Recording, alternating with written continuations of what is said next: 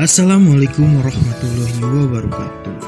Halo semuanya, kali ini kita akan mempelajari mengenai perlawanan Banten. Perlawanan Banten merupakan perlawanan rakyat Banten terhadap VOC. Untuk pembahasannya akan dibagi menjadi 3 bagian, yaitu latar belakang perlawanan, jalannya perlawanan, dan akhir dari perlawanan. Latar belakang perlawanan. Terdapat beberapa hal yang melatar belakangi terjadinya perlawanan Banten. Pertama, kekayaan alam Banten yang merupakan salah satu penghasil lada dan beras terbesar. Kemudian, letak geografis Banten yang sangat strategis untuk jalur perdagangan karena terletak di jalur perdagangan internasional pada masa itu.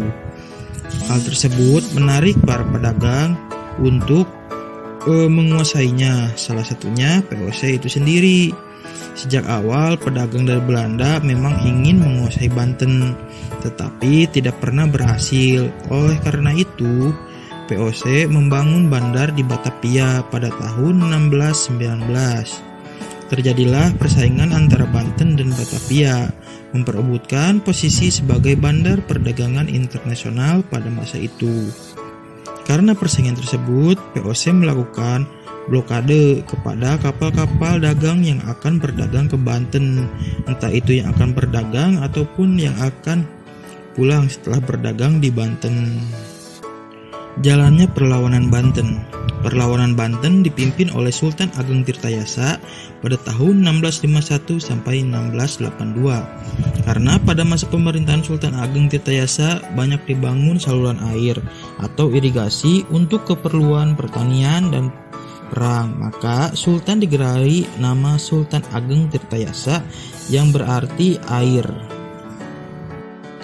Pada tahun 1671, Sultan Ageng Tirtayasa mengangkat putra mahkota yaitu Abdul Najar Abdul Kahar sebagai raja pembantu yang lebih dikenal dengan nama Sultan Haji.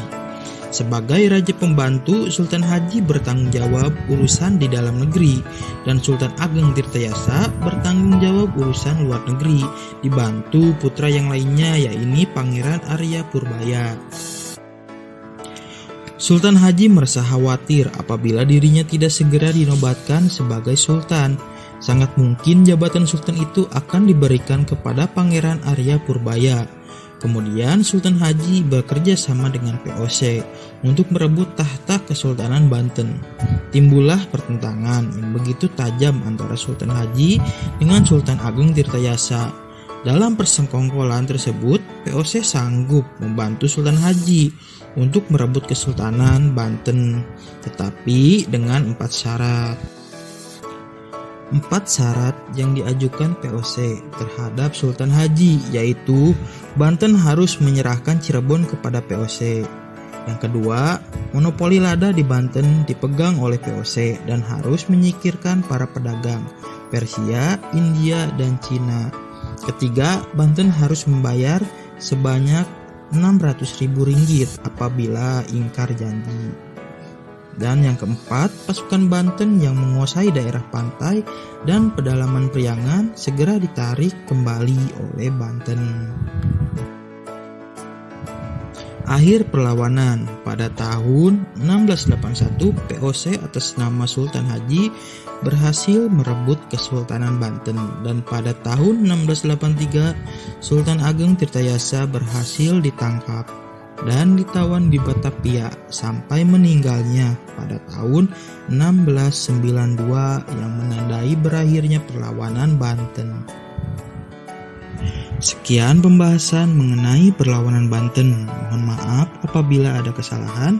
Sekian dari saya. Wassalamualaikum warahmatullahi wabarakatuh.